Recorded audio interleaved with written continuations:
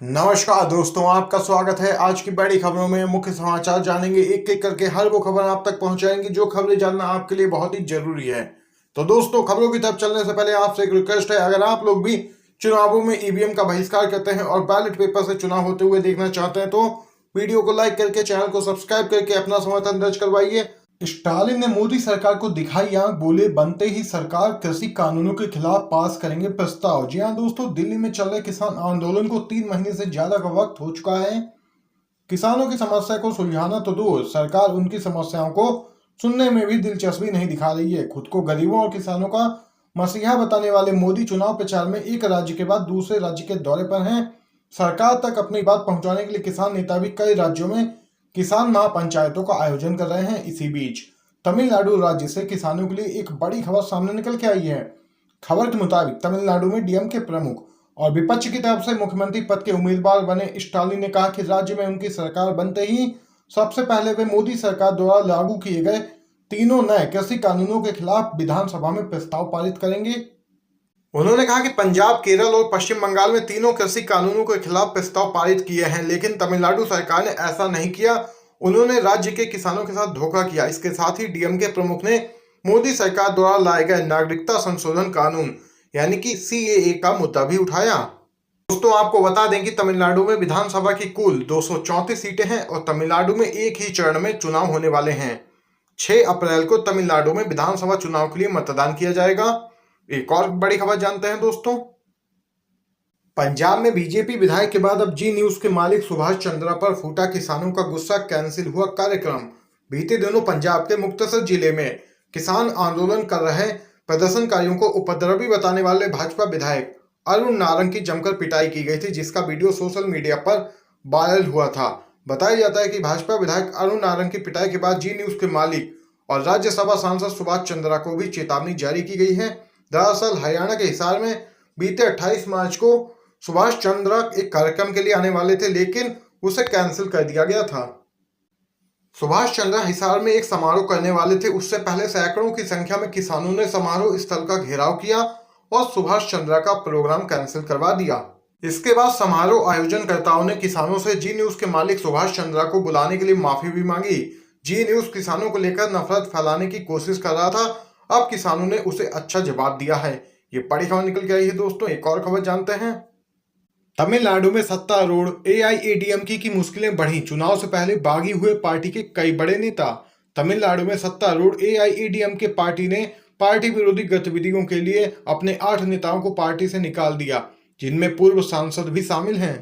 दोस्तों, आपको बताते चले एआईएडीएमके और बीजेपी गठबंधन में इस बार विधानसभा का चुनाव लड़ रही है तमिलनाडु में। वहीं कड़ी चुनौती पेश की जा रही है। कांग्रेस और डीएमके गठबंधन की तरफ से सर्वे में खुलासा हो चुका है, इस बार कांग्रेस और डीएमके गठबंधन की सरकार तमिलनाडु में बन सकती है। प्रियंका गांधी ने बीजेपी को बताया भ्रष्ट पार्टी, बोली ये झूठे लोग केरल को बेवकूफ नहीं बना पाएंगे। जी हां दोस्तों, केरल में विधानसभा चुनाव का प्रचार इस समय चरम पर है। यहाँ कांग्रेस महागठबंधन यानी कि यूडीएफ की सीधी टक्कर वामपंथी दलों के नेतृत्व वाले एलडीएफ से है। भाजपा की उपस्थिति दर्ज कराने के उद्देश्य से यहाँ पर चुनाव लड़ रही है केरल में। आपको दोस्तों बताते चलें, इसी क्रम में सभी राजनीतिक दलों की रैलियां, सभाएं और रोड शो लगातार जारी हैं। केरल के अलग अलग इलाकों में कांग्रेस महासचिव प्रियंका गांधी वाड्रा ने भी रोड शो किया। इस दौरान उन्होंने केंद्र की सत्ताधारी भारतीय जनता पार्टी पर जमकर प्रहार किया और भाजपा को भ्रष्ट पार्टी बताया। प्रियंका गांधी ने कहा कि झूठे वादे करने वाले भ्रष्ट लोग आपको बेवकूफ नहीं बना पाएंगे। इस दौरान उन्होंने यहां की आम जनता से भी मुलाकात की। प्रियंका के रोड शो के दौरान लोगों का उत्साह देखने लायक था। दोस्तों, एक और खबर जानते हैं। भाजपा की योजना अपने ही लोगों को मरवाकर राज्य में दंगा कराने की है। ममता बनर्जी बोली इन लोगों से सतर्क रहें।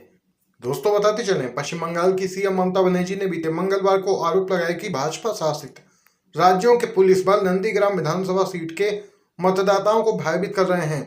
इस सीट पर ममता बनर्जी के खिलाफ उनके पूर्व साथी शुभेंदु अधिकारी भाजपा उम्मीदवार के तौर पर इस बार चुनावी मैदान में हैं। वहीं दोस्तों, आपको बताते चलें, रोड शो शुरू करने से पहले ममता बनर्जी ने यहां गांवों में मतदाताओं को भयभीत करने और भाजपा के पक्ष में माहौल बनाने के लिए मध्य प्रदेश के पुलिस कर्मियों को तैनात किया गया है।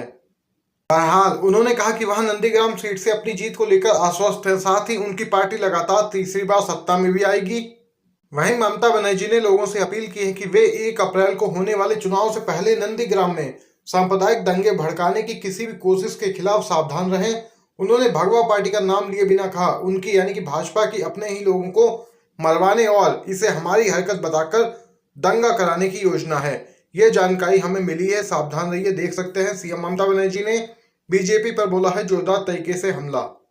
राहुल गांधी ने भाजपा पर साधा निशाना, जुमलों और प्रगति का आपस में कोई भी संबंध नहीं, जनता ये समझ गई। असम विधानसभा चुनावों के मद्देनजर राहुल गांधी असम में चुनाव प्रचार कर रहे हैं। चुनाव प्रचार से पहले राहुल गांधी ने भाजपा पर जमकर निशाना साधा। राहुल गांधी ने एक ट्वीट कर कहा, चाय बागान मजदूरों समेत करोड़ों दिहाड़ी मजदूरों के आंसू पोंछने के लिए केंद्र सरकार ने क्या किया।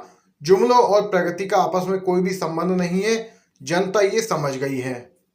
आपको दोस्तों बता दें कि असम में किसी भी पार्टी को सत्ता तक पहुंचाने में चाय बागान में काम करने वाले मजदूरों की बड़ी भूमिका होती है। इसलिए भाजपा और कांग्रेस दोनों ही उन्हें साधने की कोशिश कर रही हैं। राहुल गांधी के अलावा प्रियंका गांधी भी असम में प्रचार कर रही हैं। असम में पहले चरण का मतदान हो चुका है और अगले चरण का मतदान गुरुवार को होगा। और वहीं कांग्रेस अपने चुनावी प्रचार के दौरान चाय बागान श्रमिकों की मजदूरी और एनआरसी जैसे मुद्दों को लेकर भाजपा को लगातार घेर रही है। एक और खबर जानते हैं दोस्तों।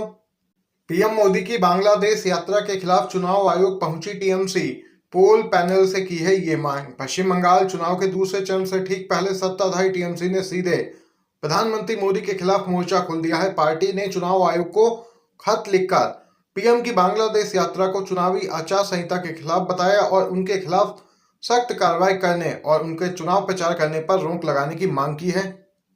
टीएमसी इस बात से खफा है कि पीएम मोदी इस यात्रा पर बंगाल के एक भाजपा सांसद को अपने साथ बांग्लादेश क्यों लेकर गए थे।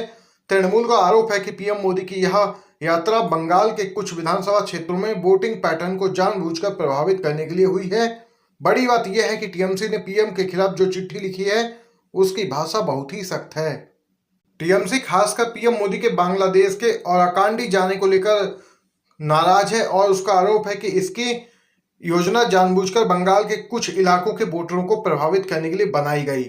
वहीं दोस्तों आपको बताते चलें, चुनाव आयोग को भेजी चिट्ठी में टीएमसी ने कहा कि वो भारत सरकार में किसी भी पद पर नहीं है और प्रधानमंत्री के साथ बांग्लादेश यात्रा में शामिल होने के लिए तृणमूल कांग्रेस या किसी भी दूसरी पार्टी के सांसद या प्रतिनिधियों को आमंत्रित क्यों नहीं किया गया था।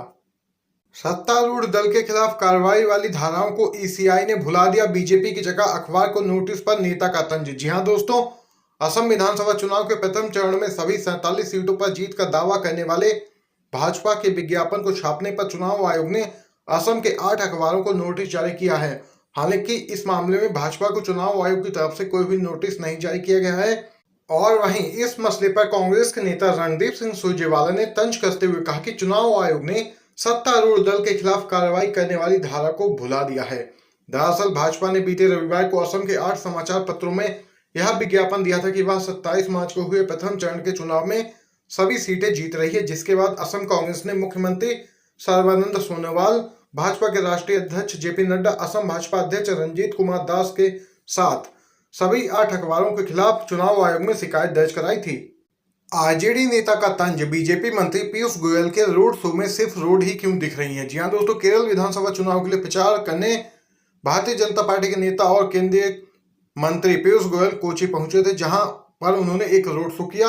इस रोड शो में केंद्रीय रेल मंत्री पीयूष गोयल ने राज्य में सत्तारूढ़ पिनराई सरकार पर निशाना तो साधा ही, लेकिन यहां पर दोस्तों आपको बताते चलें, वहीं ट्विटर पर केरल में भाजपा द्वारा निकाले गए इस रोड शो की तस्वीरें भी शेयर की गईं, जिसमें देखा जा सकता है कि भाजपा के इस रोड शो में सिर्फ नाममात्र लोग हैं, जिससे साफ जाहिर हो रहा है कि केरल में भाजपा को जनता ने पहले ही नकार दिया है। भाजपा के रोड शो की कुछ तस्वीरों को आरजेडी नेता मनोज कुमार झा द्वारा ट्विटर पर शेयर कर चुटकी ली गई। उन्होंने लिखा है कि दिख तो सिर्फ रोड ही रोड रही है। दोस्तों गौरतलब है कि इससे पहले कांग्रेस के 2 दिग्गज नेता भी ये दावा कर चुके हैं कि केरल में बीजेपी को वोट नहीं मिलेंगे।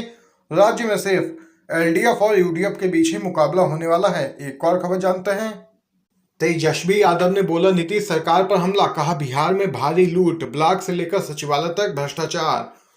होली का रंग अभी फीका भी नहीं हुआ कि नेता प्रतिपक्ष तेजस्वी यादव एक बार फिर से मुख्यमंत्री नीतीश कुमार पर हमलावर हो गए। उन्होंने ताबड़तोड़ ट्वीट के जरिए हमला बोलते हुए जता दिया कि त्योहार का खुमारी भले ही अभी नहीं उतरी हो, लेकिन सियासी रंग अब भी अपनी धमक जरूर दिखाएगा। तेजस्वी ने ट्वीट करते हुए बिहार में लूट और भ्रष्टाचार का बोलबाला बताते हुए सरकार पर हमला बोला है। तेजस्वी ने अपने ट्वीट में कहा कि योजना मत का आधा हिस्सा खर्च होता है, बाकी भ्रष्टाचार की भेंट चढ़ता है। वहीं दोस्तों आपको बताते चलें, तेजस्वी ने कहा कि बिहार में भारी लूट और भ्रष्टाचार का बोलबाला है। ब्लॉक से लेकर सचिवालय तक भ्रष्टाचार के अड्डे बन चुके हैं। हर विभाग के अनुमानित बजट और वास्तविक व्यय में भारी अंतर होता है। यह मैं नहीं, सीएजी की हर बरस की रिपोर्ट कहती है, ये कहना है तेजस्वी का। तेजस्वी यादव ने कहा कि समय लगे तो सीएम को स्वयं विगत 10 वर्षों की सीएजी रिपोर्ट पढ़नी चाहिए। दोस्तों आज की ये सभी बड़ी खबरें और मुख्य समाचार आप लोगों ने जाने हैं हमारे साथ आपके अपने यूट्यूब चैनल HRI न्यूज पर। अगर दोस्तों आपको ये वीडियो पसंद आया हो तो वीडियो को लाइक कीजिएगा, चैनल को सब्सक्राइब करके घंटी के आइकन को जरूर दबाइएगा, जिससे कि आपको नोटिफिकेशन सबसे पहले मिले वीडियो के। वहीं इस वीडियो को अपने सभी दोस्तों में शेयर कीजिएगा।